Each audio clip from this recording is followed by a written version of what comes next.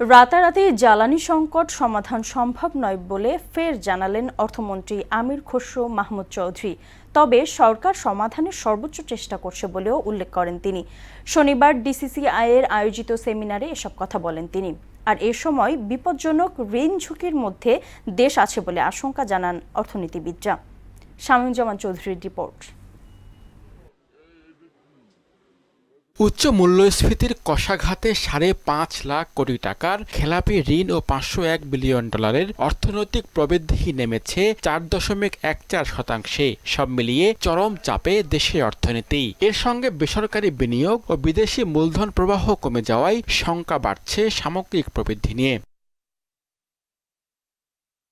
Dhaka chamber আয়োজিত সেমিনারে উঠে আসে অর্থনীতির সংবেদনশীল চিত্র।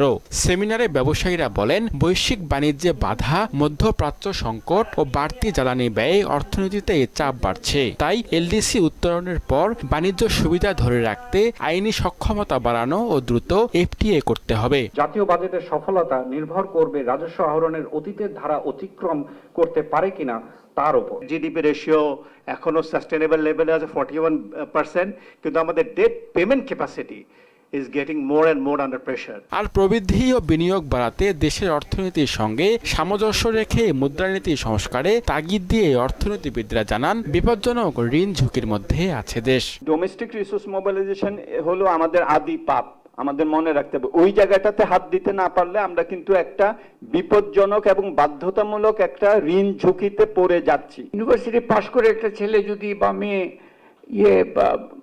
ইজি বাইক চালাচ্ছে, ওটা তো কর্মসংস্থান। But is that the future we are looking for?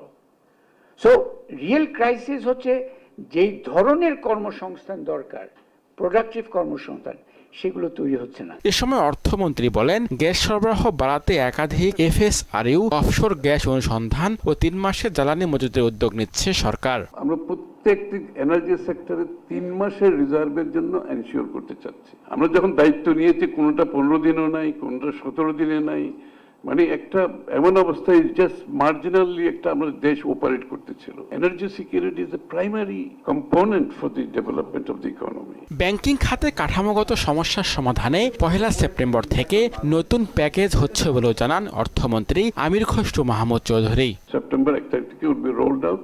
আপনারা যারা আছেন, আমি মেসেজটা ক্লিয়ার করে দিচ্ছি, please work with your banks.